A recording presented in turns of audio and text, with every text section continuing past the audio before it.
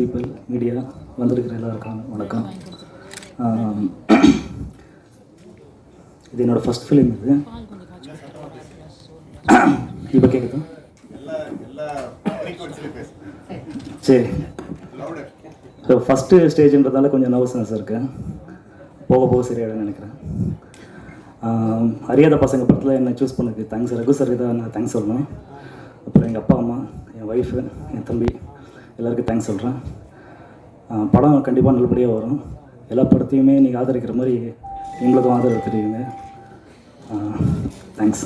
அப்புறம் இளைஞரன் சாருக்கு நன்றி, ப்ரொடியூசர்ஸ்க்கு நன்றி, கேஸ்ட் அண்ட் க்ரூக்கு எல்லாருக்குமே நன்றி. நான் படம் முடிஞ்சதுக்கப்புறம் எப்படி வந்திருக்குன்னு சொல்லிட்டு நான் பேசுகிறேன். தேங்க்ஸ். வணக்கம், எல்லோரும் எப்படி இருக்கீங்க? Okay.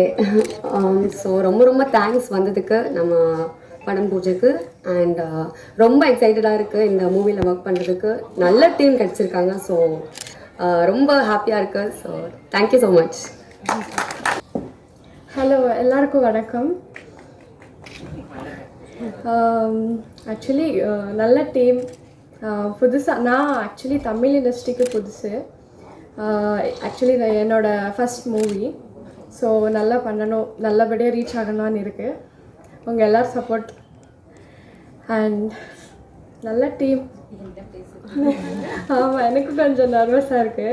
Like first speech movie இண்டஸ்ட்ரியில் stage speech actually. Thank you so much. அனைத்து நண்பர்கள் மற்றும் தோழர்கள் அனைவருக்கும் எங்கள் பவுனம்மாள் கிருஷ்ணன் சார்பாக மனமார்ந்த நன்றி தெரிவிக்கிறேன். மீடியா நண்பர்களுக்கும் எங்களது நன்றி. இந்த படம் வந்து ரொம்ப ஒரு அருமையான கதை அம்சத்தோடு உருவாகிட்டு இருக்கு. நண்பர் ரகு அவர்கள் ஒரு நாட்டு சொல்லி பிரமாதம் பண்ணியிருக்காரு. அதை சொல்லி தான் வந்து ப்ரொடியூசர் சாரை வந்து ரொம்ப இம்ப்ரெஸ் பண்ணியிருக்காங்க. ரொம்ப அருமையான ஒரு கதை அம்சம். 5 பாடல்களோடு இந்த படம் தயாரிக்க கொண்டிருக்கிறது. விரைவில் இந்த படத்தோட பாடல்கள் வந்து பதிவாகும் போது ரொம்ப சிறப்பாக வந்திருக்கு. எனக்கு ரகு வந்து ஒரு 35 வயது நண்பர். சொல்லுங்கள் சார். என்ன சொல்லுவோம் இல்லையா? எனக்கு ரகு அவர்கள் வந்து எனக்கு 35 வருட நண்பர். அவர் 2 பேரும் ஒரே ஏரியா சிந்தாரிப்பட்டி சேர்ந்தவர்கள். 2 பேரும் ஒரே பள்ளியில் படித்தோம். ஒரே குரு, ஒரே மாதிரி ஆர்கெஸ்ட்ரா ஆரம்பித்து குறைஞ்சபட்சம் 20 வருடம் நாங்கள் அவரோட இணைஞ்சு பணியாற்றிருக்கேன். இப்போ நாங்கள் தனித்தனியாக பண்ணிகிட்ருக்கோம். இப்போ அவருடைய இணை இயக்குனராக கோ-டைரக்டராக வந்து இந்த படத்தில் வந்து ஒர்க் பண்ணுறேன். ரொம்ப சந்தோஷமாக இருக்குது. பால்ய நண்பர்கள் 2 சேர்ந்து பண்ணுறோம். எங்கள் 2 பேருக்குள்ள எந்த விதமான ஈகோவும் கிடையாது. இங்கே நாங்கள் சேர சொல்லிக்கிட்டாலும் அவர் என்னை திட்டுறதுக்கோ நான் ஒரு கேள்வி கேட்குறதுக்கோ வந்து 2 பேருக்கும் முழுமையான உரிமை உண்டு. ஏன்னா நம்ம அவ்வளோ 2 பேரும் ரொம்ப க்ளோஸ் ஃப்ரெண்ட்ஸ். இந்த படத்தில் வந்து எனக்கு ஒரு இணை இயக்குனர் அவர் என்னை அறிமுகப்படுத்துறதுக்கு ரொம்ப சந்தோஷமாக இருக்குது. இந்த படம் வந்து நல்லா வெற்றி அடையணும் என்று ஆண்டவனை பார்த்துக்கிறேன். பவுனம்மாள் அவர்கள் வந்து மேலும் நிறைய படங்கள் வந்து ரகு சாருக்கு கொடுக்கணும். அவர் வந்து இதே போல் நிறைய படங்களை பண்ணணும் என்று வேண்டிக் கொள்கிறேன். மீடியா நண்பர்களுக்கு நன்றி. வணக்கம். அனைவருக்கும் இனிய காலை வணக்கம். ரொம்ப மகிழ்ச்சியாக ஒரு படம் பூஜை போடும்போதும் இந்த மாதிரி கலைஞர்களுக்கு, வளர்ந்து வர்றவங்களுக்கு, புதுமுகங்களுக்கு எல்லாத்துக்குமே வந்து ஒரு மிகப்பெரிய ஒரு மனசில் ஒரு உந்துதலை ஏற்படுத்தக்கூடிய ஒரு விஷயந்தான் பட பூஜை அப்படிங்கிறது.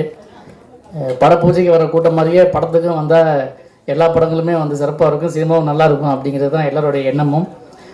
பத்திரிகை துறை நண்பர்கள், ஊடக நண்பர்கள் அனைத்து பேருக்குமே வந்து இதில் வந்து முக்கியமான பங்களிப்பு அவங்க தான்.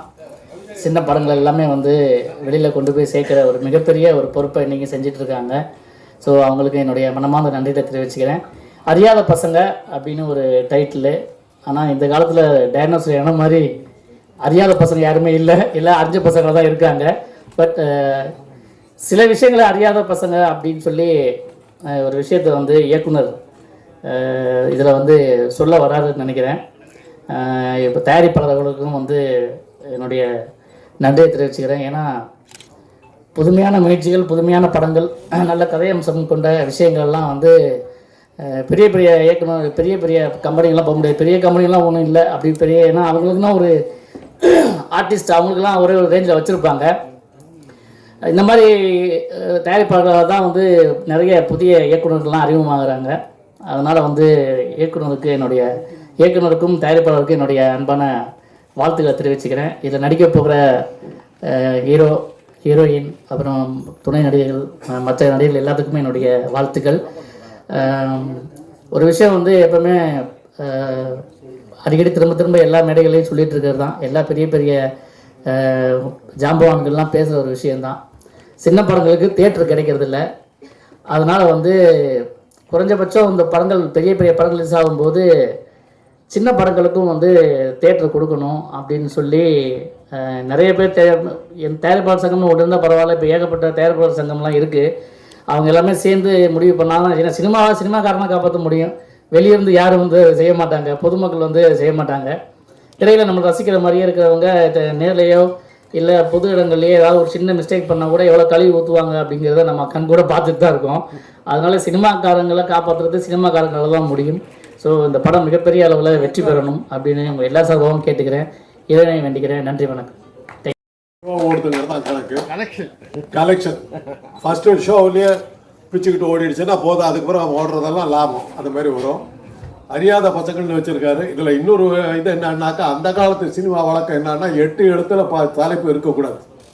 இதில் 8 எழுத்துல வச்சுருக்காரு. அது என்ன அர்த்தம்னா, தன்னை நம்பும் தைரியம் இருந்தால் நாள் என்ன பொழுது என்னன்னு கண்ணதாசன் எழுதுறாரு. அந்த தைரியம் அவருக்கு இருக்குது. 8 எழுத்துல பேரே வைக்கக்கூடாதுன்னு. அது அந்த காலத்தில் கல்யாண பரிசுன்னு ஒரு படம் வந்தது. கல்யாண பரிசு இப்போ போடணும், 8 எழுத்து வருதுன்னு இந்த இப்போ எடுத்தாங்க. அந்த அளவுக்கு மூட நம்பிக்கை இருக்கிற ஒரு சினிமா உலகத்தில் அதையெல்லாம் முறியடிச்சுக்கிட்டு அறியாத பசங்கன்னு 8 எழுத்துல தலைப்பு வச்சிருக்காருன்னும் போது அவருடைய தன்னம்பிக்கையும் தைரியமும் நமக்கு தெரியுது. அது படத்தில் பிரதிபலிக்கும்னு எதிர்பார்க்குறோம். நல்ல கதாநாயகர்கள் எல்லாமே நல்லா இருக்காங்க.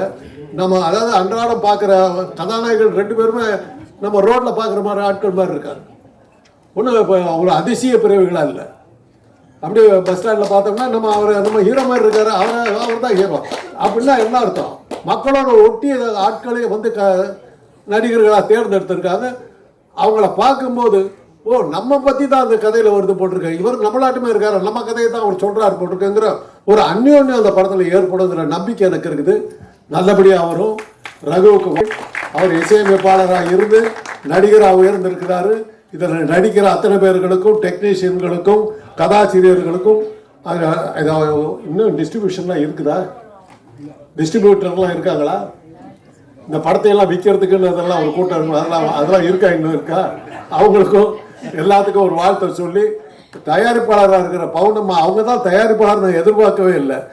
அவங்களுக்கு என்னுடைய மிகப்பெரிய மரியாதையும் வாழ்த்தையும் தெரிவித்து, உங்கள் படிப்படியாக நீங்கள் இன்னும் நிறைய படங்களை தயாரிக்கணும்.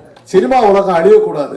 ஏன்னா ஒரு சின்ன ஒரு இது மாத்திரம், சினிமா இருக்கிறதுனால தான் கலைகள் இருக்கு, நாட்டியம் இருக்குது, இசை இருக்குது, புகைப்படம் இருக்குது, எவ்வளவோ விஷயங்கள் சினிமாவை நம்பி நம்ம இருக்கிறோம். ஸ்டண்ட் மாஸ்டர்கள் இருக்காங்க.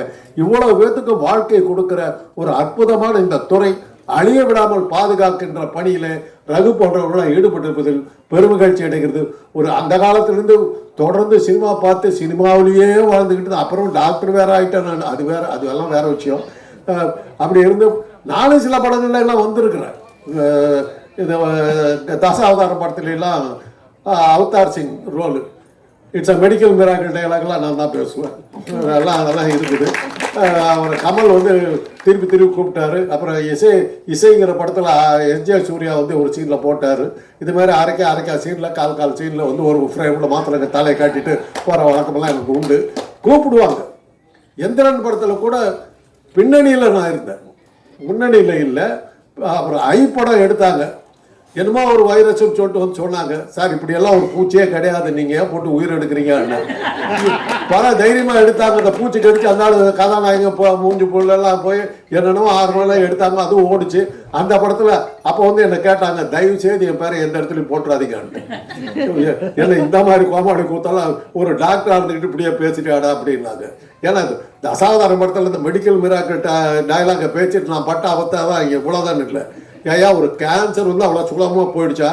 ஏன் ஒரு டாக்டர் அறிவு கட்டத்தரமாக பேசுகிறேன்னு அமெரிக்காவிலேருந்து என் நண்பர்கள் பேசுனாங்க. நான் சொன்ன ஆளை உடுப்பா, Kamal sir director, Ravikumar director சொன்ன டைலாக் சொல்லிட்டு வெளியே வந்துட்டேன். அவ்வளோதான். எனக்கு அதுக்கு சம்மந்தம் இல்லை, என்ன படம்னு கூட தெரியாது இருக்குன்ட்டு. அதனால் இதெல்லாம் சில அனுபவங்கள் நம்ம சொல்லணும்னு நினச்சேன். அதனால் இன்னைக்கு அறியாத பசங்கள் ஏற்கனவே சொன்ன மாதிரி உலக அறிந்த படமாக மாறும். பல விஷயங்களை புரிய வைக்கிற படங்களா, புரிய வைக்கிற பசங்களா அவங்க இருப்பாங்க. நல்ல தெளிய வைக்கிற பசங்களா இருப்பாங்க. நமக்கு நல்ல மகிழ்ச்சியை கொடுக்குற பசங்களாக இருப்பாங்க, நல்ல இசையை தருகிற பசங்களாக இருப்பாங்க, நல்ல கதையை தருகிற பசங்களாக இருப்பாங்க, நல்ல பொழுதுபோக்கை தருகிற பசங்களாக இருப்பாங்க, நல்ல மகிழ்ச்சியை தருகிற பசங்களாக இருப்பார்கள், தயாரிப்பாளர்களுக்கு வசூலை தரக்கூடிய பசங்களாக இருப்பாங்கன்னு சொல்லி வாழ்க்கை விடைபெறுகிறேன். ஏவிஎம் ஸ்டுடியோ காம்பவுண்டில் இருந்து எங்களை எல்லாம் சந்திச்சுக்கிட்டு இருக்கிற ரகு அவர்களுக்கு இப்போ தான் வாய்ப்பு கிடைச்சிருக்கு. அதுக்காக ஒரு தடவை கைது 20 வருஷம் காத்துக்கிட்டாங்க.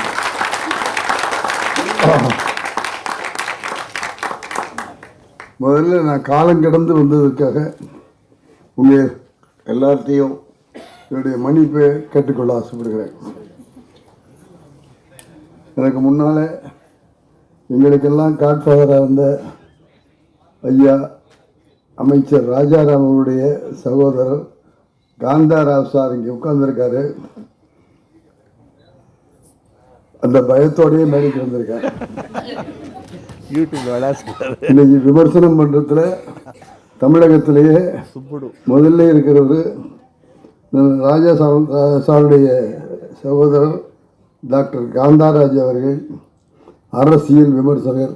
அவருக்காக ஒரு தடவை கைதட்டிருங்க. இல்லாட்டா உங்களையும் என்னையும் ரகுவையும் சேர்த்து விமர்சனம் பண்ணுவார். அந்த விமர்சனத்தில் உண்மை இருக்கும், பொய் இருக்காது. எதையும் தைரியமாக சொல்லுவார். மனசில் என்ன இருக்கோ அதை போட்டு விமர்சனமாக சொல்லுகிற அந்த பெருமிக ஐயா டாக்டர் காந்தராஜ் அவர்களுக்கு என்னுடைய மனமார்ந்த வணக்கங்கள், வாழ்த்துக்கள்.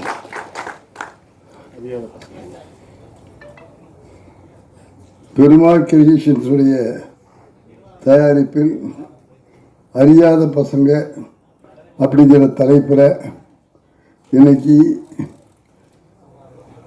இசை, கதை, திரைக்கதை, டைரக்ஷன், நடிப்பு அப்படின்னு எல்லா தொகையிலையும் பொறுப்பேற்றுக்கிட்டு ரகுவர்கள் அறிமுகமாக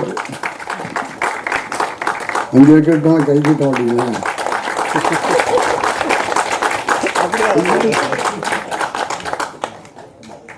ரகு வளர வேண்டும், மிகப்பெரிய வெற்றிகளை பெற வேண்டும் என்ற உத்வேகத்தோடு அவரை வாழ்த்துவதற்காக வந்திருக்கிறேன். எதையும் துடிப்பாக செய்யக்கூடியவர், விரும்பி செய்யக்கூடியவர், தெரிந்து செய்யக்கூடியவர். ஆகவே நிச்சயமாக அவர் இயக்குகிற, அவர் தயாரிக்கிற இந்த படம் மிகப்பெரிய வெற்றியடைய வேண்டும் என்று நான் மட்டுமல்ல உங்களையும் சேர்த்து கொண்டு வாழ்க்கிறேன்.